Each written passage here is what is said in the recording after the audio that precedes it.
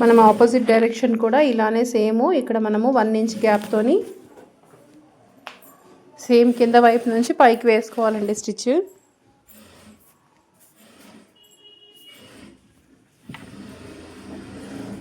చంక దగ్గర కూడా సేమ్ అండి, నేను 8 ఇంచెస్ పెడుతున్నాను.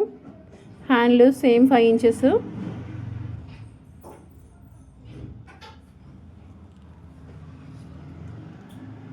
ఇక్కడ రబ్ చేసేసుకొని మళ్ళీ సెకండ్ స్టిచ్ సేమ్ ఎక్కడి నుంచి స్టార్ట్ చేసామో అక్కడి నుంచి చేయాలి.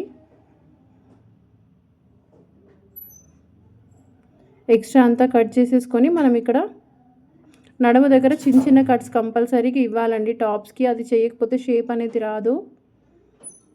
మనకి ఇటువైపున కూడా సేమ్ నేను కట్ చేస్తున్నాను. సైడ్స్కి మనము ఆ వీ షేప్లో అనేది ఖచ్చితంగా కట్ చేసుకోవాలి, ఎందుకంటే అది ప్యారలల్గా ఉంటుంది కాబట్టి షేప్ అనేది సెట్ అవ్వదు. సో కింద వైపు నుంచి మనం 1 ఇంచ్ ఫోల్డ్ చేసుకొని దాన్ని మళ్ళీ 2 ఇంచెస్గా ఇలా 1/2 ఇంచ్ ఫోల్డ్ చేసేయాలండి. ఒక 1/2 ఇంచ్ విడుతుతోనే మనం కట్స్ అనేది వేయాలి.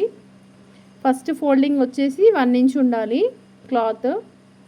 దాన్ని మనం సగం చేసుకోవాలి. జస్ట్ 1 ఇంచ్ ఫోల్డ్ చేసి దాన్ని సగం చేసేసి ఈ కట్స్ దగ్గర వచ్చేసి నిడిల్ కింద వైపున దింపి దాన్ని లాక్ చేసి మనం టర్న్ చేసుకోవాలి. చూడండి అక్కడ రబ్ చేస్తున్నాను.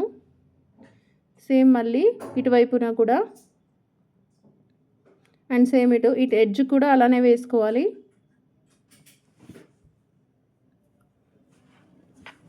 ఇటు ఎడ్జ్కి వేస్తున్నాను చూడండి. థ్రెడ్ అయిపోయింది బాబిన్లో.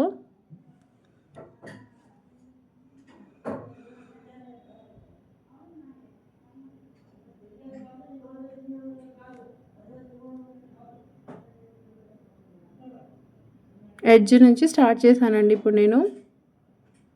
సేమ్ ఇటు కింద వైపుకి కూడా ఎడ్జెస్కి వేసేసుకోవాలి సెకండ్ స్టిచ్.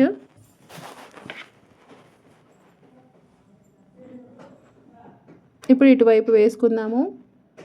సేమ్ ప్రాసెస్ అండి. 1 ఇంచ్ ఫోల్డ్ చేసుకోవాలి, కింద వైపున దాన్ని హాఫ్ చేసుకోవాలి. ఒక 1/2 ఇంచ్ విడుతుతోనే మనం కట్స్ వేసుకుంటే చాలా నీట్గా పర్ఫెక్ట్గా సెట్ అవుతాయి. ఎందుకంటే కట్స్ ప్లేస్లో మనం 1 ఇంచ్ మాత్రమే విడుతు వదిలేస్తాము మార్జిన్. సో ఆ 1 ఇంచ్ మాత్రమే మనం ఇక్కడ యూజ్ చేయాలి. కొంచెం క్రాస్గా కానీ ఎక్కువ తక్కువ తీసుకున్నా మనకి స్లిట్స్ అనేవి సెట్ అవ్వవు. సో నేను ఎడ్జ్కి వేసేస్తున్నాను సెకండ్ స్టిచ్.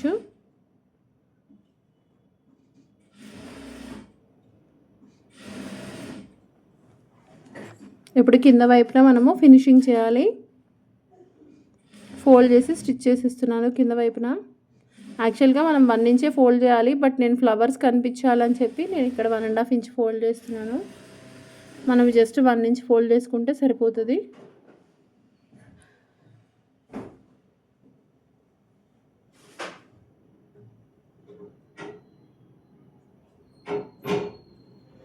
ఇంకో సైడ్ కూడా సేమ్.